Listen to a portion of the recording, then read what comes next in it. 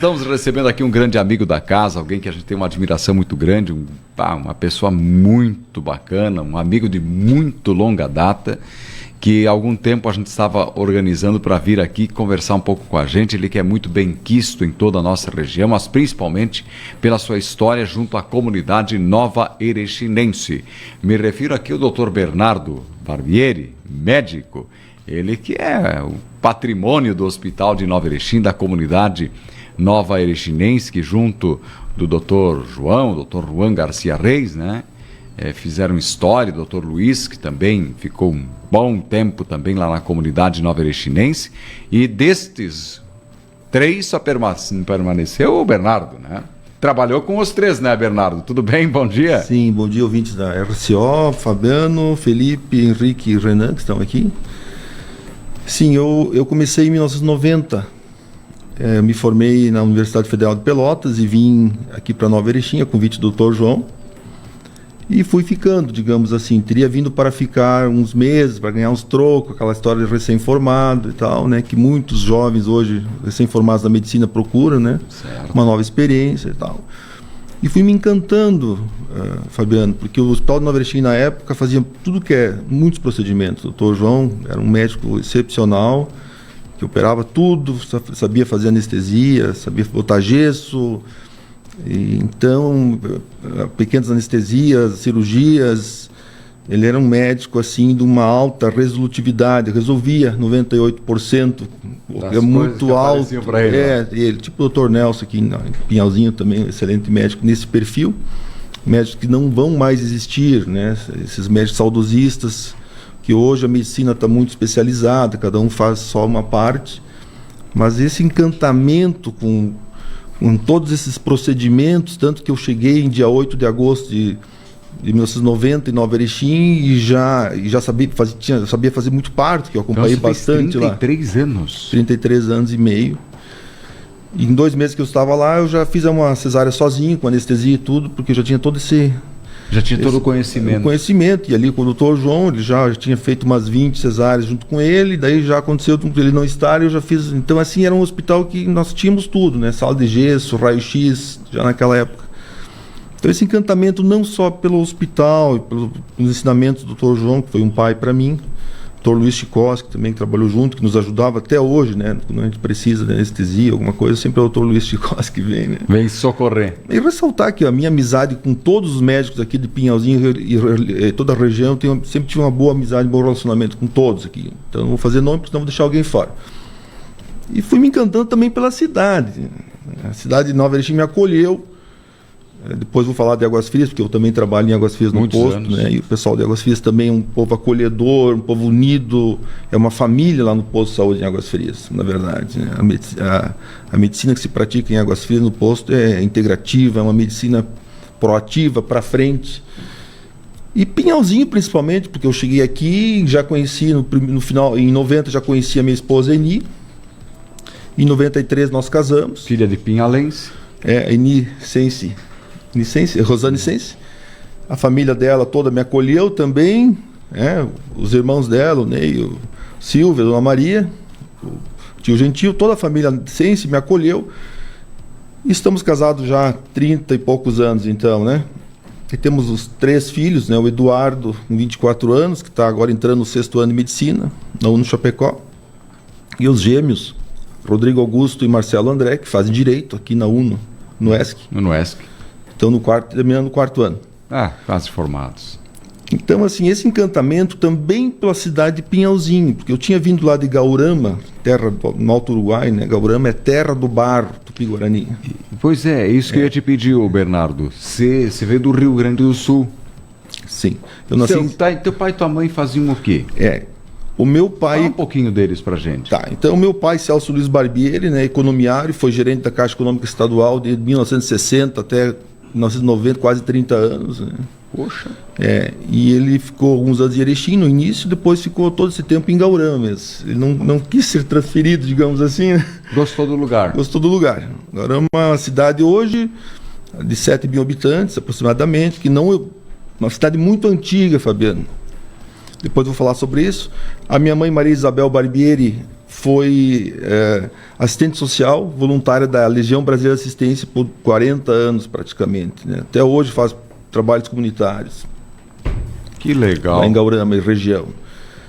Então, meus pais, Celso e Isabel, eu nasci em 63 e tenho 4 irmãos. Quem são eles, ô Bernardo? Tem a minha irmã mais velha, Maria Adelaide, que mora em Erechim, foi professora universitária, depois fez Direito, trabalhou no Fórum de Erechim, se aposentou pelo Fórum de Erechim.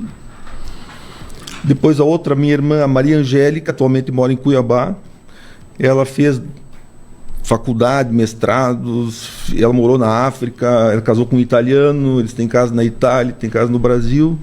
Ah, que legal. E daí o outro, meu irmão, Benhur Augusto, mora em Tangará da Serra, no Mato Grosso, é médico anestesista.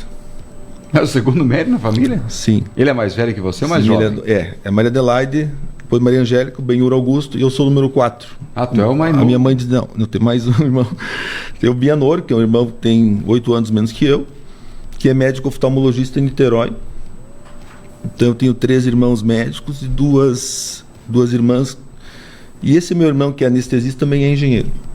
Você está brincando? Sim, engenheiro também. Bem parecidas as coisas. E as pessoas perguntam como assim, o que aconteceu nessa família, qual foi o ponto que fez com que houvesse tanto investimento em estudo.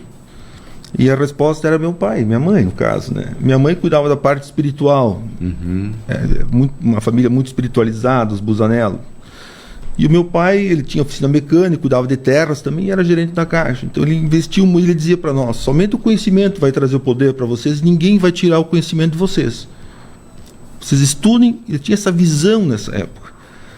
Tanto Fabiano, que quando eu estudava em Gaurama, o colégio, às vezes, mandava os estudantes lá na casa do meu pai, porque o meu pai comprava todas aquelas bibliotecas, tinha Conhecer, Barça, Tesouro da Juventude, tudo que havia demais na época, em termos de conhecimento. Ele montou uma biblioteca fantástica. E ele não que nos obrigasse, mas ele criou uma rotina para os filhos. Não, vocês têm que ler. Enquanto meus amigos jogavam bola na rua, jogavam bolita e eu queria ir pescar, eu era muito bagunceiro, eu não fui assim um filho, digamos, muito aplicado no início, né? Já meus irmãos eram em primeiro lugar no colégio e tal, e eu queria ser mais normal, digamos.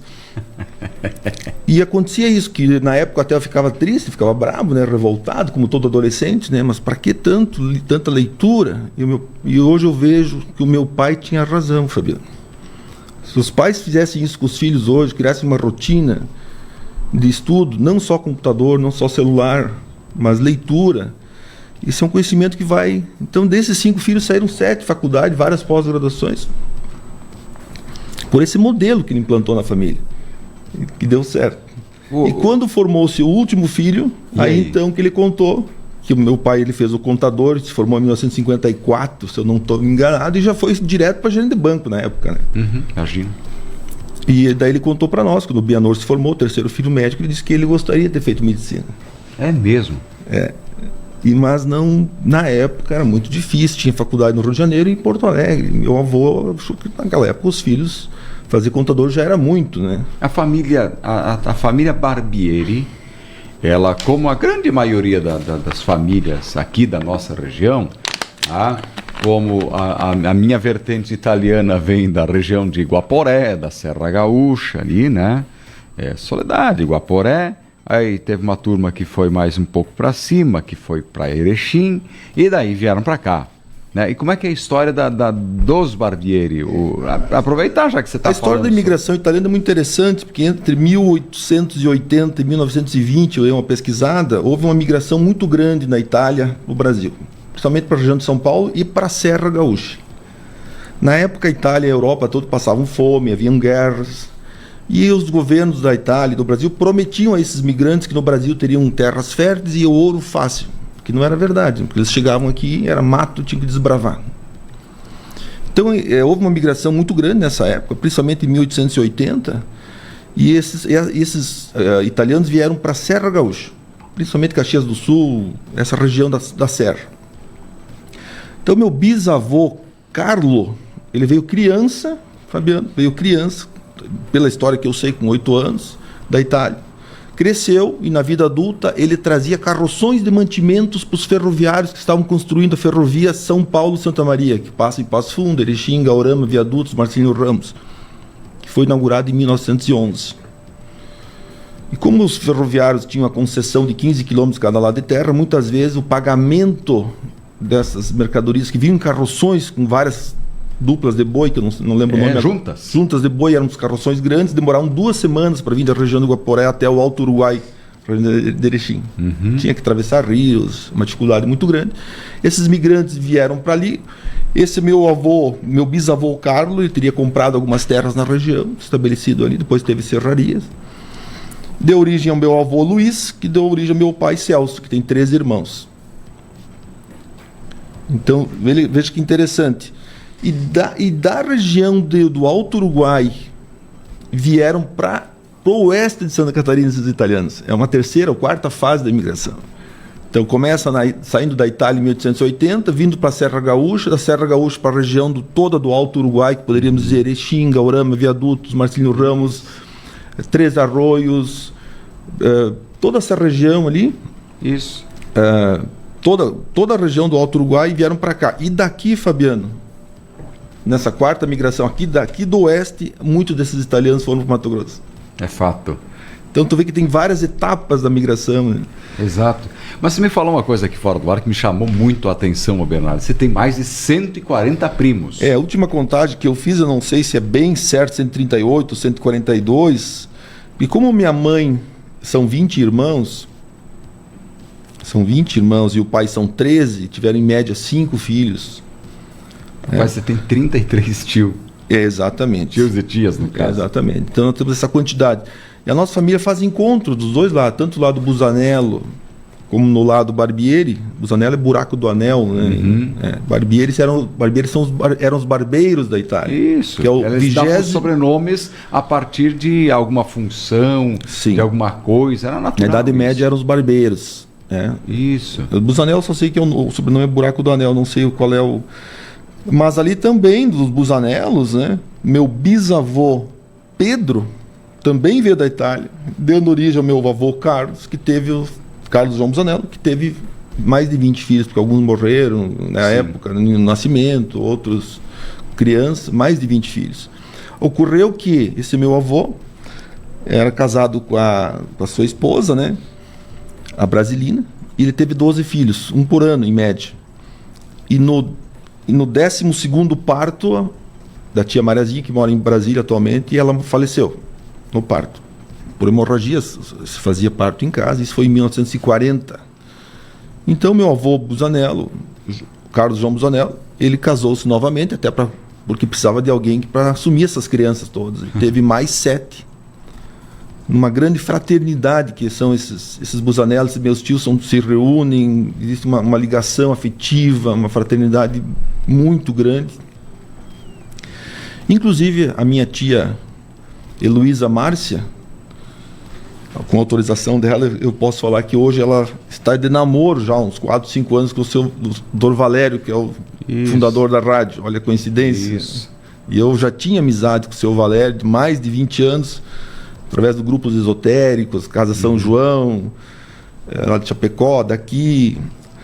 E o seu Valério já era uma pessoa para mim assim muito importante, até pela amizade com todas as filhas deles e genros que eu tenho já há muitos anos. E agora com a minha tia, namorando uma tia minha, que coincidência, né? Então vê como a vida dá voltas. Dá voltas. E surpresas boas, não é? Então meu avô teve esse, só para concluir, né? Para não deixar fora nada aqui da minha... Ele teve esses 12 filhos, daí a Brasilina, que era a avó, faleceu no parto, e daí ele casou com a Felicita, que é a outra avó, que teve mais 7 filhos. E hoje, juntando tudo, é muita gente, né? Se reúnem, são pessoas do lado dos Busanellos, são muito de encontros, de religião, de afetividade. A gringo que não reza, rapaz. E do lado dos Barbieri também, eles são de se encontrar também, são muito festeiros, muito... E você, Bernardo, como é que foi a tua infância lá em Gaurama? Como é que foi? Você comentou um pouquinho da tua trajetória de estudos, um pouco de estudo, né? E como é que você chegou na medicina? Você chegou pelo teu irmão? Olha, Fabiano, as coisas foram acontecendo. Eu, quando nasci em Gaurama em 63, lá existia o Colégio Maria Auxiliadora, um colégio de freira, misto. Um colégio de freiras. Todos os meus irmãos estudaram lá. E eu também. Lá eu fiz o jardim, o pré e o primeiro primário, digamos. Isso. E foi lá que eu aprendi a disciplina. Era um colégio que nós tínhamos uniforme, tinha rituais para entrar, se cantava hino nacional, festivamente, se marchava, administrado por freiras que eram muito corretas. Elas eram disciplinadas. Disciplinadas. Né? Eu não, pra dizer bem a verdade, eu não gostava, né? Porque ninguém gosta nessa idade. Mas eu era muito rebelde. Minha mãe disse que dos 5 filhos, o único que se rebelava contra o sistema era eu na época, né? Mas hoje eu vejo, Fabiano, que se nossos filhos tivessem essa oportunidade de estudar num colégio com disciplina, colégio de freira que eu tive, hoje eu agradeço essas freiras, porque eu não sei o que ia ser da minha vida, com certeza não ia ser médico. Eu era muito, muito bagunceiro. E nesse colégio de freiras, então, eu aprendi muita ritualística, muita índole, disciplina, comprometimento. E ali também aprendi datilografia com 11 anos. Datilografia? Sim, tinha no currículo do colégio. As minhas irmãs tocavam piano dentro do colégio. Era fabuloso. Só que a gente só tem essa visão depois que você cresce. Você olha para trás, maduro, né? Você olha para trás, se meus filhos pudessem ter estudado num colégio assim, né? Como de disciplina e tal, como seria interessante para os filhos de hoje. E ali eu aprendi datilografia e levei muita reguada nas mãos, porque nós não podíamos olhar, nós tínhamos que bater as máquinas sem olhar para a máquina, né? As freiras ficavam com uma régua, né? E como eu dava uma espiada de vez em quando, eu levei algumas reguadas. E fui muito de castigo nesse colégio também. Eu tinha o livro negro, o quarto escuro. Mas tudo isso aí foi me preparando para a vida. Eu acredito que tudo que tem acontecido ali foi me preparando. Depois eu fiz o agrícola, Fabiano, no 2º grau. Sério? Acredite se quiser. Lá em Gaurama existia o contador e o agrícola. E todos os meus amigos foram para o agrícola. Eu não vou ficar sozinho no contador no meio das meninas lá. Já meus irmãos fizeram contador. Outro meu irmão já fez o 2º grau em Erechim, aquele que fez 2 faculdades, né? Minhas irmãs estudaram em Erechim. E eu não queria sair de Gaurama. Tinha muita amizade. Eu jogava futebol. Eu era de pescar, no meio do mato, de caçada e tal, né? Matar passarinho, que hoje não se mata mais, mas naquela época nós tínhamos bodoque. Valendo.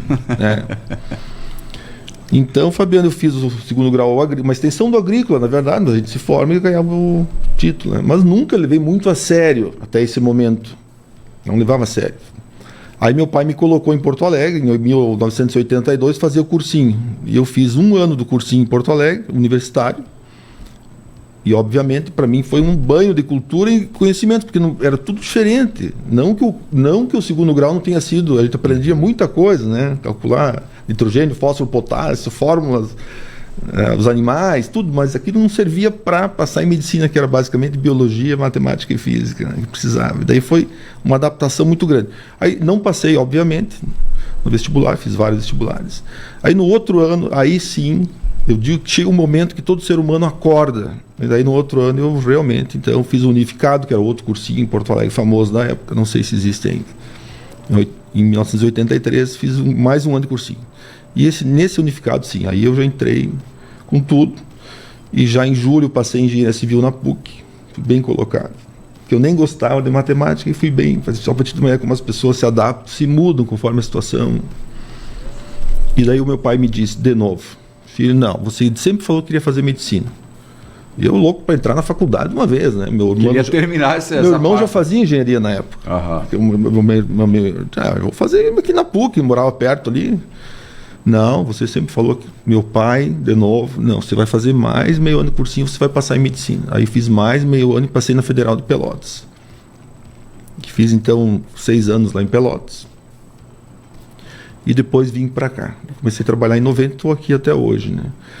Então tu vê como a importância do pai e a mãe. Claro que a mãe sempre é a mais importante da casa, que tem todos os cuidados de maternagem, que é tudo na vida das pessoas, né? Todos os tipos de cuidados, é a mãe, os cuidados afetivos, tudo, né? Mas o pai, se o pai não autorizar os filhos para ir para o mundo, Fabiano, não vai. O pai tem que dizer, porque isso é uma coisa a nível inconsciente. O pai autoriza: filho, você vai para o mundo, você consegue, você vai ser uma pessoa importante. Se o pai disser: filho, você é um burro, o filho não vai para frente. Essa autorização a nível de inconsciente já estudada, já determinada, ela é muito importante. Isso aconteceu comigo, porque eu era um bagunceiro, né, na época do colégio. As freiras me equilibraram um pouco, depois o cursinho em Porto Alegre, e o meu pai sempre, não, você vai conseguir. E daí eu vim para Nova Erechim para ficar uns dias, uma semana, e Mas fui me você se formou, Bernardo, que ano? 1990. Em 90 você se formou. Beleza, estou formado, e agora? O que aconteceu contigo? Aconteceu que eu tinha já, nossa família tem um apartamento até hoje lá na Cidade Baixa, em Porto Alegre, todos os meus irmãos estudaram lá também, até esse apartamento já atualmente está alugado e tal. Apartamento muito pequeno, assim, de estudante mesmo.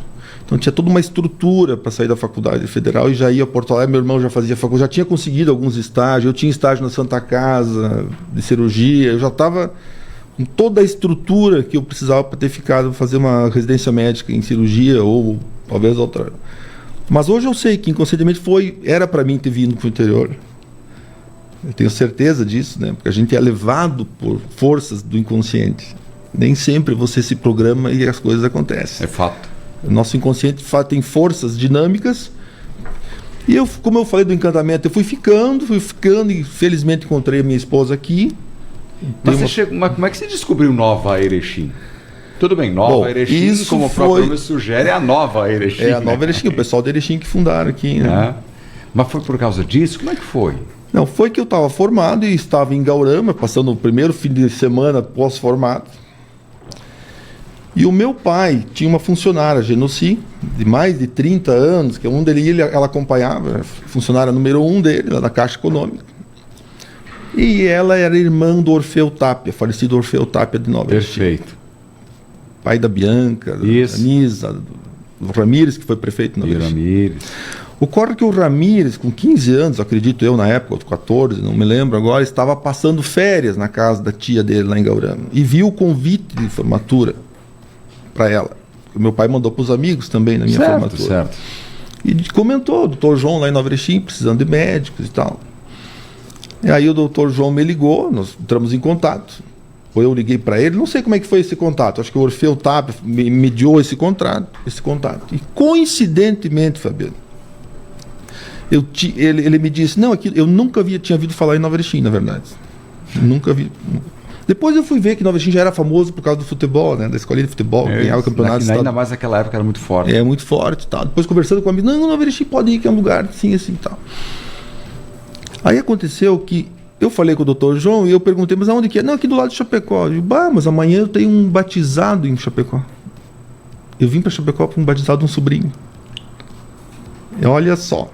Quando é para ser. Quando é para acontecer. Cheguei em Chapecó, fizemos o batizado, comentei com o meu primo Fábio em Chapecó. Não, Nova Erechim, logo ali, vão ali que eu te levo para conhecer. Mas eu já pensei, meu Deus, eu tenho tudo em Porto Alegre, o que eu vou fazer aqui no interior, né? Aí meu primo, não, vamos. Cheguei na casa do Dr. João ali, fui muito bem recebido. Ele já, não, hospital aqui embaixo, já desce ali, já olha tal, não sei o que, já. Eu tenho um jogo, não sei, ele falou, eu tinha um jogo, ia ficar ausente 1 hora, meia hora, não sei o que, depois eu vou lá, já. E fui ficando, olha que coincidência. Claro que eu não sabia que ia ficar todo esse tempo, mas como eu falei, as coisas foram acontecendo. Você chegou para quebrar um galho. E fui me adaptando, fui gostando, fui casando e tendo filho e me estruturando a minha vida. E não me arrependo, Fabiano, porque eu acho que isso é uma dádiva de Deus. Né? Você ter uma família, um emprego. Né? E hoje, claro que hoje eu não faço mais grandes procedimentos em função que o nosso hospital ele é uma referência micro-regional para Nova Itaberaba, Águas Frias e Nova Erechim, né? E atende também os acidentados da BR. Né? Nosso hospital hoje está bem, ele tem médicos de Chapecó que vêm operar, que fazem cirurgias em Nova Erechim. Então hoje o hospital está muito bem, já teve fases muito difíceis, né? Fato. Depois que o Dr. João saiu, eu assumi a direção clínica do hospital, já faz mais de 20 anos. A gente está sempre batalhando para manter o hospital, mas atualmente o hospital se reestruturou. Verdade. E eu tenho consultório particular, atendo Unimed, SC, Santa Catarina, atendo o posto de saúde de Águas Frias. O povo de Águas Frias também é um povo que me acolheu, maravilhoso. E tem essa rotina. Ainda faço plantão, eventualmente, faço alguns plantões, cada vez menos, mas faço emergência ainda. Então, tu vê que a trajetória das pessoas, ela ligada ao determinismo psíquico, vamos dizer, né? Você nunca pode julgar e dizer não farei tal coisa, não irei. Mas se quis ir embora em algum momento, Bernardo? Não, teve momentos que eu fui convidado, por exemplo, meu mano, como ele foi morar no Mato Grosso e lá, tinha muitas cidades que não tinham nem médico nessa época. Cidades de 20, 30 mil habitantes que faltava médico. E os salários lá, obviamente, eram muito maiores. Sim, escassez de profissionais. Queriam me levar para lá e tal. Eu tive algumas vezes no Mato Grosso e vi que lá os hospitais, hoje não, hoje o Mato Grosso está igual aqui ao sul, um nível de desenvolvimento praticamente está igual. Mas naquela época os hospitais não eram casas de madeira, alguns tinha muito pó, eu não gostava de pó. E também eu não fui, Fabiano, podia talvez ganhar mais financeiramente, mas eu ia perder os laços familiares. A minha esposa disse, não, nós temos a minha mãe aqui, nossa família aqui, e eu tinha toda a minha família em Guarama, meus pais. Ficar longe dos meus pais, então pesou muito para mim ter ficado aqui. E foi bom, está sendo bom até hoje. Eu acredito que os médicos, eles sempre trabalham para o bem dos pacientes, Fabiano. Mas nem sempre o que acontece com os pacientes depende dos médicos. São várias forças que interagem. Isso não é difícil, o Bernardo? Eu acho complicadíssima a profissão da medicina. Eu não seria médico em hipótese alguma. Porque hoje existe uma judicialização muito grande da medicina, né? Qualquer coisa que acontecer fora do padrão, uma morte, vai ser investigado, e mesmo que o profissional tenha agido com a sua competência, mesmo que qualquer profissional colega tenha agido com boa intenção, há reações a remédios, ao problema da imunologia do paciente. Então, não depende só do profissional médico, as coisas acontecem. Mesmo em hospitais de alta referência, como São Paulo, né, os melhores hospitais do mundo em São Paulo, também São Paulo, né, vejo do mundo inteiro, lá também acontece muito. Agora, Bernardo, você tem uma coisa que hoje o prefeito, o Dítio Ferla, sempre conta que você foi uma pessoa muito importante para ele, num momento muito difícil para ele. E com certeza para muitas pessoas você deva ter sido importante. Eu acredito que o Dítio exagera um pouco, porque eu trato todo mundo igual. Talvez ele se refere a um episódio que eu acompanhei ele numa cirurgia muito grande em Chapecó e tal, e dei força para a família e tal, e eles reconhecem muito isso. Um abraço para o nosso prefeito lá. Mas assim, não fiz nada mais do que faria para todos. Obviamente que aquele dia eu me doei o dia para a cirurgia do Didi, né? Que foi uma cirurgia muito complexa. Acabei ficando junto com a família ali. Eu entrei dentro no campo cirúrgico mesmo, né? E o Didi reconhece muito isso. Mas assim, a maioria dos pacientes, Fabiano, reconhece o atendimento dos médicos, dos colegas. A maioria. Mas como qualquer negócio, se você tem uma venda, você nunca vai agradar a todo mundo, né? Então, se aquele 1% que não sai bem agradado, ele faz um barulho grande, né? Quando uma coisa negativa se espalha muito mais fácil, né? Então, se 99% do teu trabalho aqui na rádio foi bem conceituado, você transmite mensagens boas, mas aquele 1% talvez não gosta da pessoa, a pessoalidade, alguma coisa assim, ele faz um barulho. E isso acontece em todas as áreas. Mas o mais importante, que eu sempre falo para os colegas médicos, e os nossos plantonistas novos que nós temos ali no Hospital Nova Erechim, é você estar com a tua consciência. Você fez o teu possível. E sempre é possível fazer mais pelos pacientes. Sempre tem alguma coisa a mais. Sempre há uma doação espiritual a mais. Sempre há alguma mensagem. E mesmo nos pacientes graves, terminais, que não tem, é sempre importante uma mensagem positiva, para que essas pessoas façam a sua passagem espiritual de morte melhor. Agora, o Bernardo, justamente pegando esse gancho que tu falas, eu acho que talvez por isso que a medicina para mim não seria uma coisa tão simples, porque a medicina ela traz duas esperanças, ou da cura ou da melhor passagem. Mas esta última eu creio que é mais difícil. Eu acredito que o ser humano tem um erro. Nós, seres humanos, cometemos o grande erro de imaginar a imortalidade. Nós vivemos numa sociedade competitiva que não vê a morte. Nós negamos, é um mecanismo de defesa, negação. A morte, ela é inexorável, ela é implacável. Ela vai acontecer com todos os seres humanos. E os seres humanos muitas vezes vivem pensando numa vida eterna, esquecendo que nós todos faremos uma passagem espiritual, até porque eu acredito, como esotérico, estudante de espiritismo, e sou católico, mas estudo outras religiões. Perfeito. Eu acredito que você enterra o corpo, o espírito não morre. Então, isso é uma coisa que nós, médicos, precisamos evoluir. A sociedade médica não é mostrado na faculdade de medicina. É que não é palpável, né? Não é palpável. Assim como as faculdades de medicina não ensinam as doenças raras, que são mais de 1000 no mundo, e ninguém, os ensinamentos é direcionado para as doenças comuns, que é a demanda, né? Então essa parte espiritual também fica um pouco a cargo de cada um desenvolvendo seu trabalho. Eu não abro mão do bom humor e sempre passar uma mensagem proativa para frente, mesmo nos casos terminais. E sou muitas vezes criticado pelos pacientes, por familiares às vezes, que não entendem. E acho que aqueles momentos tem que ser só de choro, só de desespero. Então eu sempre tento agregar com uma mensagem positiva, né? Pessoal, vamos se juntar à família agora, vamos rezar para o paciente fazer uma boa passagem espiritual. Muita gente não está preparado para ouvir esses ensinamentos, não esperam isso dos médicos. É que ninguém está preparado. Ninguém está preparado, nem eu, ninguém. Vai lá, Felipe. Bernardo, eu acho que eu desde pequeno, desde os meus 8 anos, um pouco mais, consultei várias vezes contigo, acho que foi o médico que eu mais consultei.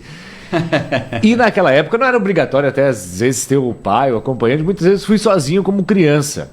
E esse detalhe aí que você disse, quando você tinha uns 10, 12 anos, que já era, né, tinha um entendimento, você teve sempre uma atenção, um cuidado. De onde que veio essa atenção, esse cuidado? Veio do teu pai, veio da tua mãe? De onde que vem esse espírito? É da minha mãe. A minha mãe, Maria Isabel, todo o conhecimento espiritual, ela sempre foi uma pessoa assim muito elevada, um espírito muito elevado. E ela colocou nos filhos dela tudo isso aí. Vem esse cuidado, essa parte assim, de cuidar as pessoas, vem de casa. Eu me emociono porque a minha mãe Ela vive, né? Sim, minha mãe tem 86 anos, meu pai tem 90, meu pai ainda dirige, embora não tenha mais carteira, tiraram a carteira dele, está bem triste com isso, mas ele dá as escapadas dele aí, tem 90 anos. E a minha mãe era muito para frente da época, Fabiano. E Henrique Paulo, né? O Felipe. O Felipe Eduardo, Felipe. A minha mãe, na época da LBA, Fabiano, ela pegava o caminhão da prefeitura para juntar madeira para fazer as casas. Ela ia dirigindo. Ela? Para te ver o nível de conhecimento dela na época já. Então, é uma coisa incrível, assim, como é que na época ela fazia essas coisas. E até hoje, né? Trabalha de assistente. A minha mãe, Fabiano, eu não queria assim alongar, porque eu não sei o tempo aqui. Ela teve programa na rádio. A minha mãe teve programa na rádio Gaurama por mais de 20 anos. É mesmo? Sim. Nos últimos anos ela fazia via celular, em casa, que eu estava mais de coluna, de mobilidade, mas ela de cabeça, ainda hoje. Então essa coisa de falar muito, que eu estou aqui falando, só não deixando vocês falar, essa coisa de falar muito. Não, é que você é um entrevistado, você é que tem que contar a história, na verdade. Isso vem dos genes dos Busanelos, né? A tia Márcia, assim, também. Todas as minhas tias, né, do lado do Busanello, tem esse gene de falar muito, de muita espiritualidade e afetividade. E do lado do meu pai, dos Barbieri, veio o equilíbrio fiscal, veio a índole, veio fazer as coisas certas, de ir para frente, de trabalhar, de produzir. Então eu acho que juntou. Agora ninguém é perfeito, né, Fabiano? Não. Nenhum ser humano é perfeito. Todo ser humano erra, e só erra quem trabalha, Fabiano. Quem não trabalha, não se arrisca, Henrique Paulo, não erra. E aí mais um detalhe. Por exemplo, meu primo é médico, passou pelas suas mãos muitas vezes, o Marcelo. Hoje ele está no Rio de Janeiro. Muitas vezes ele precisou vir a Nova Erechim, ter conhecimento, e você abriu as portas para ele. Você também já passou muito conhecimento a estudantes de medicina? Nós temos uma tradição no Hospital de Nova Erechim de receber estudantes de medicina. Já na época do Dr. João era assim, eles iam lá para ver as cirurgias. O Dr. Cristo Fiorini acompanhou nós na época. Aqui o Marcelo lá de Nova Itaberaba, né? Um abraço a toda a família, muito conhecida. O nosso hospital sempre esteve aberto, acredito que aqui em Pinhalzinho também, mas lá muita gente, inclusive aqui de Pinhalzinho, estudantes aqui de Pinhalzinho, estagiaram conosco lá. Porque a gente abria as portas para eles. E o conhecimento, ele é uma coisa interessante. O conhecimento só é importante na vida das pessoas se você pode transmitir para os outros. Se você tem muito conhecimento e não transmite, ele perde o valor. Não há valor no conhecimento que não pode ser. E isso eu aprendi aonde, Fabiano? No intercâmbio do Rotary Club daqui de Pinhalzinho, que eu representei em 2001 no Canadá, através do Rotary. Verdade. Lá eu me abri os olhos. Isso que eles falavam nas casas, 9 casas que eu fiquei lá. Eles, meu Deus, não... E outra coisa, Fabiano, nas casas que eu fiquei, todas tinham muita biblioteca. Cada filho tinha no seu quarto uma biblioteca. Eu me achei, era um reflexo da minha casa. Lá em casa também era assim. A diferença cultural que eles têm é isso, o investimento. Eles investem na transmissão do conhecimento. E outra coisa é o voluntariado, Fabiano. Nas casas que eu fiquei tinha um quadro negro. O avô é voluntário aqui na ponte, cuidar da rua tal. O neto é voluntário. Famílias ricas, muitas vezes, que todo mundo ia lá ajudar a limpar aquele 1 quilômetro de rodovia, manter. Coisa que no Brasil nós não temos ainda essa ideia. Nós temos um paternalismo político aqui. Não, o prefeito tem que fazer tudo. Eu não vou na rua ali limpar. Eu não vou, Fabiano, mas deveria. Nós deveríamos todos ter essa ideia do voluntariado. E outra coisa que me chamou a atenção nesse intercâmbio também foi a alimentação, né? Porque aqui no Brasil nós temos uma fartura alimentar muito grande, e lá eu achava estranho que ficava nas casas, e as donas da casa que não faziam comida para nós faziam uma batatinha cada um só, e eu questionava, meu Deus, mas só uma batatinha? O que eles têm de diferente? Eles tinham, claro, na despensa sacos de batata, né? Mas eles têm a cultura de guerra que nós não temos. Não. Nós não passamos, felizmente, por isso. Como eles passaram por muitas guerras na Europa, é impossível você deixar sobrar no prato. Eles fazem aquilo que você tem que comer. Então isso também falta para o brasileiro que não tem a cultura de guerra, né? Nossos avós e bisavós não passaram por isso. Então agora me perdi nas tuas perguntas, não sei Não, você está batendo um papo, viu, Bernardo? Mas aí eu quero seguir. Ler, pelo jeito, é um hobby seu. O que o Bernardo faz fora? Quando que o Bernardo não é só médico, é o Bernardo normal, tá em casa, o que gosta de fazer? Eu tenho meus brinquedinhos, né? Tem um Jeep 53 americano que era do meu pai, que eu estou restaurando e ando de vez em quando com ele. Meus guri andam muito nos morros, nas trilhas, por aí. Tenho moto também há mais de 20 anos. 25 anos que eu tenho a minha moto também, dou umas voltas de moto também.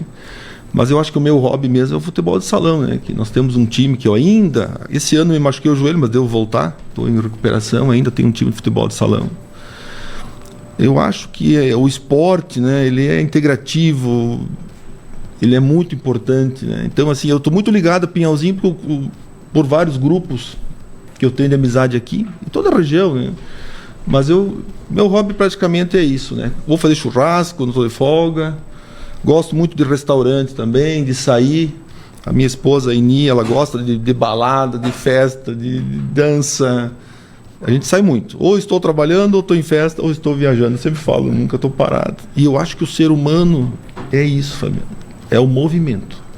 Você, ouvinte, é o movimento. Saia da sua cadeira e se movimente, porque o dia passa, o dia não volta. Cada dia é um dia, Fabiano, né? Henrique Paulo, cada dia é um dia que não vai voltar nunca mais na sua vida. Você não pode, o movimento ele é importante, o ser humano tem que se movimentar. E quando o ser humano senta e para, ele evolui. Sabe que você pode olhar a vida como mais um dia ou menos um. Exatamente. Então a semântica, ela é simples, mas ela é muito profunda. O Bernardo, muita gente que está acompanhando o programa, está ouvindo o programa, né? Inclusive a dona Heloísa.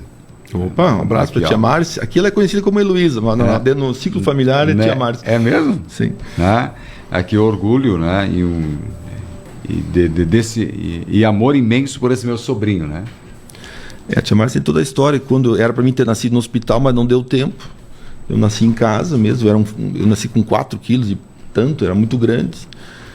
E a minha mãe teve certa dificuldade. E a tia Márcia tinha 14 anos, ela que ajudou a minha mãe com as parteiras e tal. Certo. Mas foi ela que fez o primeiro chá, que fez todos os cuidados, me acompanhou. Então ela é uma segunda mãe, digamos assim. E ela com 14 anos teve toda essa coragem de acompanhar todo o processo e me cuidar. Então eu acho que isso é uma coisa que ficou, né? A nossa família é toda assim, de se ajudar. Isso é importante, né, Bernardo? Tanto é que a longevidade está aí dos teus pais, né? É uma vida bonita. Isso eu queria falar, assim, porque eu não sei se nós temos tempo. Não, temos né? mais 5 minutinhos, sim. Eu queria falar sobre a história da medicina também, alguma coisa? Não sei Acho se que isso aí tempo. vai ter que ficar para a próxima. Tinha preparado, tudo que eu preparei aqui, na verdade, eu não estou falando. Eu te falei que aqui não tem roteiro. Tudo que eu preparei não é tudo bem. Então, o que nós estávamos falando mesmo? Eu te perguntei sobre essa questão da família, do teu pai, da tua mãe. Ah, sim. É que assim... E também a longevidade, os valores que você está encaminhando. A longevidade, ela depende dos cuidados. Eu como atendo muito idosos também, eu vejo que hoje, se você tem dentro da sua família um idoso, ou uma criança pequena também, mas vamos supor um idoso, qualquer infecção urinária pode matar um idoso, Fabiano. Pois é. Então, assim, quem cuida, os cuidadores, os filhos, o idoso ele é muito fácil de complicar. Estou dando um exemplo, poderia ser qualquer infecção, mas uma pequena infecção urinária que às vezes passa desapercebida, até eles nem sentem, pode gerar um quadro séptico e fulminante. Então, o idoso é uma pedra preciosa, tem que ser lapidado todos os dias pelos cuidadores, tem que estar... A longevidade, ela depende de vários fatores. Nós temos os supercentenários no mundo, que são só 51 pessoas que têm mais de 110 anos, e nós temos alguns mais de 1000 centenários no mundo. No Brasil são 100 e poucos. Mas por que existem essas pessoas que vivem tanto? Por exemplo, no Japão, tem ilhas do Japão que as pessoas vivem em média 100 anos. Nas montanhas da Itália e da Europa, vivem 100 anos. Mas por quê? É porque lá eles têm um movimento. No Japão não tem cadeira para sentar, essas pessoas levantam 30 vezes por dia, 40 vezes por dia. E então não é só da alimentação. É a força muscular das pernas que determina se você vai ser um idoso que vai ser cuidado pelos outros ou você vai ter uma autonomia.